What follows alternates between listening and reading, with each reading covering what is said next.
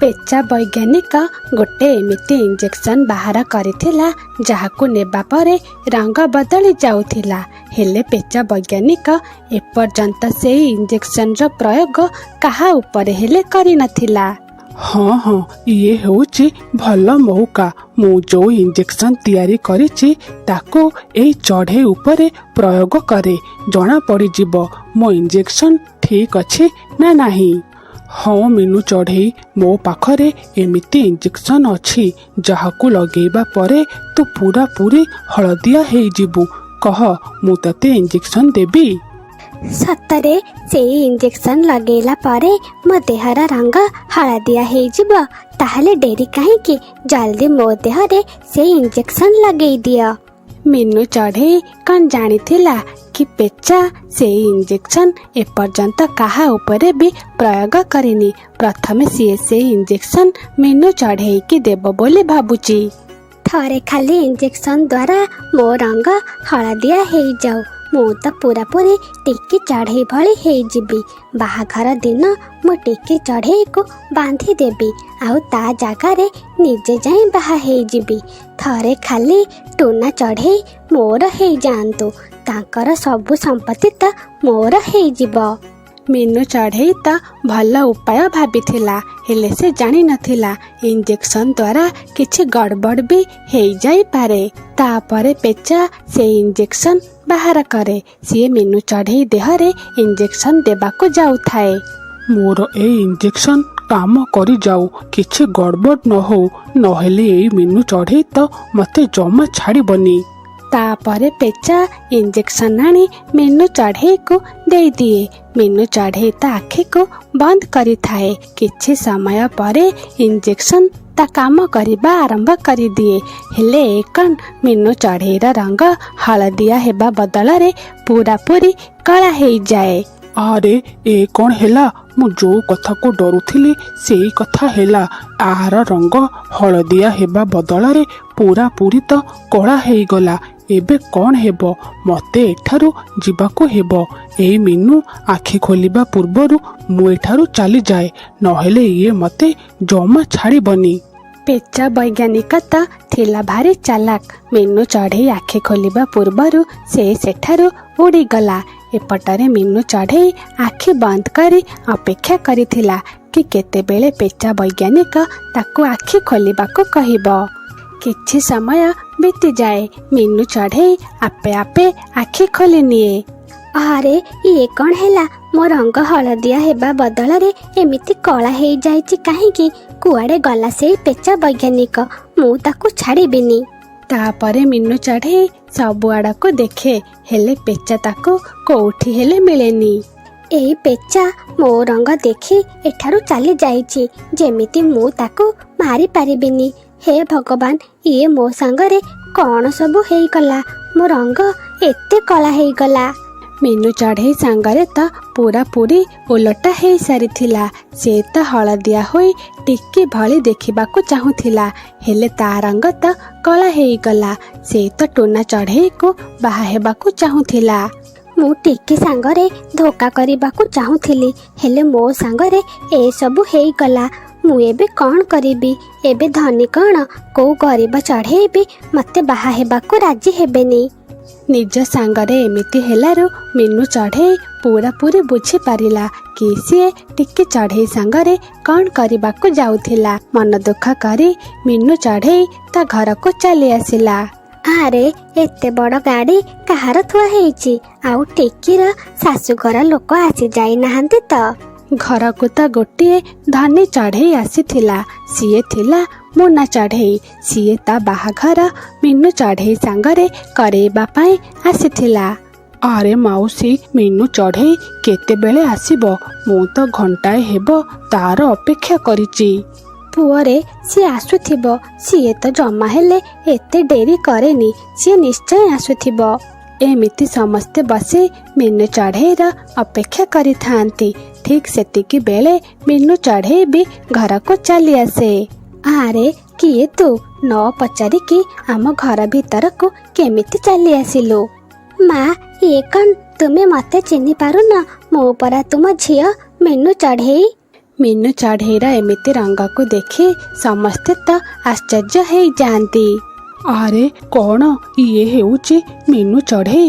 ମୁଁ ଏତେ ସମୟ ହେବ ୟାକୁ ଦେଖିବାକୁ ଅପେକ୍ଷା କରିଥିଲି। ମା, ଏଇ ଚଢ଼େଇ କିଏ? ଆଉ ଇଏ ମୋ ପାଇଁ କାହିଁକି ଅପେକ୍ଷା କରିଛି? ଆରେ ଝିଅ, ଇଏ ତତେ ବାହା ହେବା ପାଇଁ ପ୍ରସ୍ତାବ ନେଇକି ଆସିଛି। ଆଉ ତତେ ଏତେ ସମୟ ହେବ ଏଇଠି ଅପେକ୍ଷା କରିଛି। ହେଲେ ତୁ ତୋ ରଙ୍ଗକୁ ଇଏ କଣ କରିଛୁ? ମାଉସୀ, ମୋତେ କ୍ଷମା କରିଦିଅ। ତୁମ ଝିଅ ତ ଏତେ କାଳି, ଆଉ ମୁଁ ଏଇ କାଳି ଝିଅକୁ ଜମା ହେଲେ ବାହା ହେଇପାରିବିନି। ଏମିତି କହି ମୁନା ଚଢ଼େଇ ଗାଡ଼ି ନେଇ ସେଠାରୁ ଚାଲିଯାଏ। ଆରେ ଇଏ କଣ? କେତେ କଷ୍ଟ କରି ଧନୀ ଘରର ଚଢ଼େଇ ତୋ ପାଇଁ ଠିକ୍ କରିଥିଲି, ହେଲେ ସିଏ ତ ରଙ୍ଗ ଦେଖି ଏଠାରୁ ଚାଲିଗଲା। ଭାବିଥିଲି ଦୁଇ ଭଉଣୀଙ୍କ ବାହାଘର ଏକା ସାଙ୍ଗରେ କରେଇ ଦେବି, ହେଲେ ତୁ ଏ କଣ କଲୁ? ତୋର ଏମିତି ଅବସ୍ଥା କେମିତି ହେଲା? ଏମିତି ଶୁଣି ମିନୁ ଚଢ଼େଇ ଭାରି ପଶ୍ଚାତାପ କରେ କି ତାର ଗୋଟିଏ ଲୋଭ ପାଇଁ ଏତେ ବଡ଼ ଧନୀ ଚଢ଼େଇର ପ୍ରସ୍ତାବ ତା ହାତରୁ ଆଜି ଖସିଗଲା। କାଳୁ କାଉର ପରିବାରରେ ତା ସ୍ତ୍ରୀ, ଗୋଟେ ପୁଅ ଆଉ ତାର ବୁଢ଼ୀମା ରହୁଥିଲେ। କାଳୁ କାଉର ସ୍ତ୍ରୀ ଜମା ହେଲେ ତା ଶାଶୁକୁ ଭଲ ପାଉନଥିଲା। ସବୁ କଥା ତାକୁ ମନା କରୁଥିଲା। ଶୋଇବା ଠାରୁ ଖାଇବା ପର୍ଯ୍ୟନ୍ତ ସବୁ କଥାରେ ସେ ତା ଉପରେ ରାଗୁଥିଲା। କାଳୁ କାଉ ବି ତା ସ୍ତ୍ରୀକୁ କିଛି ହେଲେ କହୁନଥିଲା। ଓଲଟି ତା ସ୍ତ୍ରୀ କଥାରେ ପଡ଼ି ତା ମାଆକୁ ପାଟି କରୁଥିଲା। ଏମିତି ଦିନକର କଥା। ରୋଷେଇ ଘରେ କିଛି ଖାଇବା ରଖା ହେଇଥିଲା। କାଳୁ କାଉର ମା ସେ ଖାଇବାକୁ ଖାଇଦେଲେ। ଠିକ୍ ସେତିକି ବେଳେ କାଳୁ କାଉର ସ୍ତ୍ରୀ ରାନୀ କାଉ ସେଠାକୁ ଚାଲି ଆସେ ଆଉ ତା ଶାଶୁକୁ କୁହେ, ଆରେ ଇଏ ତୁମେ କଣ ଖାଉଛ? ତୁମେ ଆଉ ଖେଚେଡ଼ି ଖାଇଦେଲନି ତ? ମୁଁ ତ ଖେଚେଡ଼ି ଜଗୁ ପାଇଁ ରଖିଥିଲି। ମାରେ, ଅଳ୍ପ ଖେଚେଡ଼ି ଥିଲା। ମୁଁ ତ କାଲି ରାତିରୁ କିଛି ହେଲେ ଖାଇନି। ତୁ ଆଉ କାଳୁ ବାହାରୁ ଖାଇଦେଇ ଚାଲି ଆସିଲ। ମୋତେ ତ ଭାରି ଭୋକ ଲାଗିଲା। ମୁଁ ସେଇଥିପାଇଁ ଏଇ ଖେଚେଡ଼ି ଖାଇଦେଲି। ହଁ, ଏବେ ତ ତୁମେ ଆମକୁ ବଦନାମ କରିକି ରଖିବ କି ଆମେ ତୁମକୁ ଖାଇବାକୁ ଦେଉନୁ। ତୁମ ମୁଣ୍ଡ ତ ଖରାପ ହେଇଯାଇଛି। ଆଜି ଆସନ୍ତୁ କାଳୁ, ସେ ଆଜି ଏଇ କଥାର ଗୋଟିଏ ଫଇସଲା କରିକି ହିଁ ରହିବେ। ମାରେ, କାଳୁ ମୋର ବି ପୁଅ ଥିଲା, ହେଲେ ସିଏ ଏବେ ମୋ ସ୍ୱାମୀ ଆଉ ମୋ ଜଗୁର ବାପା। ମାମା, ତୁମେ ଜେଜେମାଙ୍କୁ ପାଟି କରନି। ସିଏ ବହୁତ ଭଲ। ସେ ମୋତେ ବହୁତ ଭଲ ପାଆନ୍ତି। ଚୁପ୍ କର, ଯା। ଆସିଲା ଭାରି ଜେଜେମାର ଚାମଚା। ପାଠ ପଢ଼ିବୁ ଯା। ମୁଁ ତୋ ପାଇଁ ମ୍ୟାଗି ତିଆରି କରୁଛି। ତାପରେ ଜଗୁ ସେଠାରୁ ଚାଲିଯାଏ। ଏବେ ତୁମେ ଏଠି କଣ କରୁଛ? ମୋ ପୁଅ ମ୍ୟାଗିରେ ନଜର ଲଗଉଛ ନା କଣ? ଅପମାନିତ ହେଇ ବୁଢ଼ୀ କାଉ ବି ସେଠାରୁ ଚାଲିଯାଏ। କିଛି ସମୟ ପରେ ରାତି ହେଇଯାଏ। କାଳୁ କାଉ ବି ଅଫିସରୁ ଘରକୁ ଫେରି ଆସେ। ରାନୀ କାଉ କାଳୁ କାଉର କାନରେ ବହୁତ କଥା କୁହେ। ବହୁତ ହେଇଗଲା କାଳୁ, ମୁଁ ତୁମକୁ କହିଦେଉଛି, ତୁମେ ତୁମ ମାଙ୍କର କିଛି ଗୋଟେ ବ୍ୟବସ୍ଥା କର। ତୁମେ ତ ଅଫିସ ଚାଲି ଯାଉଛ। ସେ ମୋତେ ଦିନ ସାରା ଭାରି ହଇରାଣ କରୁଛନ୍ତି। ଆଉ ଜଗକୁ ବି ଇଆଡ଼ୁ ସିଆଡ଼ୁ କଥା ଶିଖଉଛନ୍ତି। ମୋ କଥା ମାନ। ଆମର ଯେଉଁ ପୁରୁଣା ବସା ଅଛି, ତୁମେ ତୁମ ମାଆଙ୍କୁ ସେଇଠି ଛାଡ଼ିଦିଅ। ହେଲେ ରାନୀ, ମା ସେଠି ଏକାଟିଆ କେମିତି ରହିବ? ତାହେଲେ କାଳୁ, ତୁମେ ତୁମ ମା ସାଙ୍ଗରେ ଏଇଠି ରୁହ। ମୁଁ ମୋ ପୁଅ ଜଗୁକୁ ନେଇ ମୋ ମା ଘରକୁ ଚାଲି ଯାଉଛି। ନାଇଁ ରାନୀ, ତୁମେ ଯାଅ ନା। ମୁଁ ମୋ ପୁଅ ଜଗୁ ବିନା ରହିପାରିବିନି। କାଲି ସକାଳେ ମୋ ମାଆକୁ ନେଇ ଆମ ପୁରୁଣା ବସାରେ ଛାଡ଼ି ଦେଇ ଆସିବି। ପରଦିନ ସକାଳୁ କାଳୁ କାଉ ତା ମାଆକୁ କୁହେ, ମା ଚାଲ, ମୁଁ ତୁମକୁ ଆଜି ନେଇ ଆମ ପୁରୁଣା ବସାରେ ଛାଡ଼ି ଦେଇ ଆସିବି। ଆଜିଠାରୁ ତୁମେ ସେଇଠି ରହିବ। ମୁଁ ତୁମକୁ ନେଇ ଖାଇବା ଦେଇ ଆସିବି। କାଳୁ, ତୁ ଏ କଣ କହୁଛୁ? ତତେ ଛାଡ଼ି ମୁଁ କେମିତି ରହିବି? ମୁଁ ଏଇ ବୟସରେ ଆଉ ଏକା ରହିପାରିବିନି। ମୋ ଉପରେ ତୁମେ ଆଉ ଏତେ ଅତ୍ୟାଚାର କରନି। ତୁ କହିବୁ ଯଦି ମୁଁ ତୋ ସ୍ତ୍ରୀକୁ କ୍ଷମା ମାଗି ନେବି। ତାକୁ ନ ପଚାରି ଆଉ କିଛି ଖାଇବିନି। ମା, କଣ ତୁମେ ମୋ ଘର ଭାଙ୍ଗିବାକୁ ଚାହୁଁଛ? ପୁଅରେ ମା ମାନେ ତାଙ୍କ ପିଲାମାନଙ୍କର ଘର ଭାଙ୍ଗନ୍ତିନି, ଓଲଟି ତାଙ୍କ ପିଲାମାନଙ୍କ ଘରକୁ ସଜାଡ଼ି ଦିଅନ୍ତି। ପୁଅ କାଳୁ, ତୁ ମୋତେ ଛାଡ଼ି ଆସେ, ଆଉ ତୁ ଖୁସିରେ ରହ। ଜଗୁ ବି ଏସବୁ କଥା ଦେଖୁଥାଏ। ତାପରେ କାଳୁ କାଉ ତା ମାଆକୁ ନେଇ ପୁରୁଣା ବସାରେ ଛାଡ଼ି ଦେଇ ଚାଲି ଆସେ। ବିଚାରୀ ବୁଢ଼ୀ କାଉ ଦିନସାରା ବସାରେ ବସି କାନ୍ଦୁଥାଏ। ଏମିତି କିଛି ଦିନ ବିତିଯାଏ। ଏବେ ବର୍ଷା ଦିନ ଆସି ସାରିଥାଏ। ସନ୍ଧ୍ୟା ହେବାକୁ ଆସୁଥାଏ। ବର୍ଷା ହେଉଥାଏ। ଟିକି ଚଢ଼େଇ ତା ଖାଇବା ନେଇ ଘରକୁ ଫେରୁଥାଏ। ସିଏ ବାଟରେ କାଳୁ କାଉର ମାଆକୁ ଦେଖି ସେଠାକୁ ଚାଲି ଆସେ।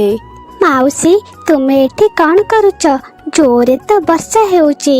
ମାରେ, ମୋ ପୁଅ ଆଉ ବୋହୂ ମୋତେ ଘରୁ ବାହାର କରିଦେଇଛନ୍ତି। କାହିଁକି ନା ମୁଁ ମୋ ବୋହୂକୁ ନ ପଚାରି ଖାଇବା ଖାଇ ଦେଇଥିଲି। ସତରେ ଏଇ ରାନୀ କାଉ ତ ଭାରି ନିଷ୍ଠୁର।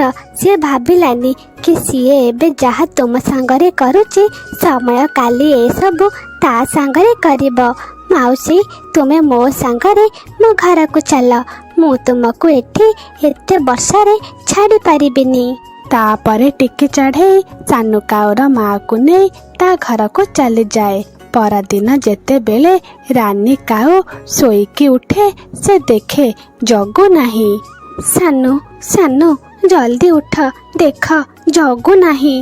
ଜଗୁ କୁଆଡ଼େ ଗଲା? ଏତେ ସକାଳୁ ସକାଳୁ ତ ଜଗୁ କେବେ ବାହାରକୁ ଯାଏନି। ତାପରେ କାଳୁ ଆଉ ରାନୀ କାଉ ଜଗୁକୁ ଖୋଜିବାକୁ ବାହାରି ପଡ଼ନ୍ତି। କିଛି ବାଟ ଗଲା ପରେ ସେମାନେ ତାଙ୍କ ପୁରୁଣା ବସା ପାଖରେ ପହଞ୍ଚି ଯାଆନ୍ତି। ଜଗୁ ସେଇଠି ଥାଏ। ଜଗୁ, ମୋ ପୁଅ, ତୁ ଏଇଠି କ'ଣ କରୁଛୁ? ମାମା, ମୁଁ ଏଇଠିକି ଜେଜେମାଙ୍କୁ ଦେଖିବାକୁ ଆସିଥିଲି, ହେଲେ ଜେଜେମା ତ ଏଠି ନାହାନ୍ତି। ଭାବିଲି ଏଇ ପୁରୁଣା ବସାକୁ ଟିକେ ମରାମତି କରିଦିଏ। ଆଗକୁ ତ ଏଇଠି ତୁମେ 2 ଜଣ ରହିବ। ଯେତେବେଳେ ମୋ ବାହାଘର ହେଇଯିବ, ମୋ ସ୍ତ୍ରୀ ତ ତୁମକୁ ସେଇ ଘରେ ରହିବାକୁ ଦେବନି। ତୁମେ 2 ଜଣ ତ ଏଇଠି ରହିବ। କାଳୁ କାଉ ଆଉ ରାନୀ କାଉ ବୁଝିପାରୁ ନଥାନ୍ତି କି ସେ ତାଙ୍କ ପୁଅକୁ କ'ଣ କହିବେ। ସେମାନେ ତାକୁ କ'ଣ ଶିକ୍ଷା ଦେଇ ସାରିଥିଲେ। ସେମାନେ ସବୁ ଉଡ଼ି ତାଙ୍କ ମାଆକୁ ଖୋଜିବାକୁ ଯାଆନ୍ତି। ସେମାନେ ଯାଇ ଟିକି ଚଢ଼େଇର ଘରେ ପହଞ୍ଚି ଯାଆନ୍ତି। ମା, ମୋତେ କ୍ଷମା କରିଦିଅ। ତୁମେ ଯଦି ମୋତେ କ୍ଷମା କରିବନି, ତାହେଲେ ମୋ ସାଙ୍ଗରେ ବି ସେଇଆ ହେବ ଯାହା ତୁମ ସାଙ୍ଗରେ ମୁଁ କରିଛି। ମୁଁ ମୋ ଭୁଲ ବୁଝି ସାରିଲିଣି। ତାପରେ କାଳୁ କାଉର ମା ତାଙ୍କୁ କ୍ଷମା କରିଦିଅନ୍ତି। ସେମାନେ ସମସ୍ତେ ପୁଣି ଥରେ ଖୁସିରେ ରୁହନ୍ତି। ସାଙ୍ଗମାନେ, ଆମ ଗପକୁ ଲାଇକ୍ କରନ୍ତୁ, ଆମ ଚ୍ୟାନେଲକୁ ସବସ୍କ୍ରାଇବ୍ କରନ୍ତୁ, ଆଉ ଆଜିର କାହାଣୀଟି ଆପଣମାନଙ୍କୁ କେମିତି ଲାଗିଲା କମେଣ୍ଟ ମାଧ୍ୟମରେ ନିଶ୍ଚୟ ଜଣାନ୍ତୁ। ଧନ୍ୟବାଦ।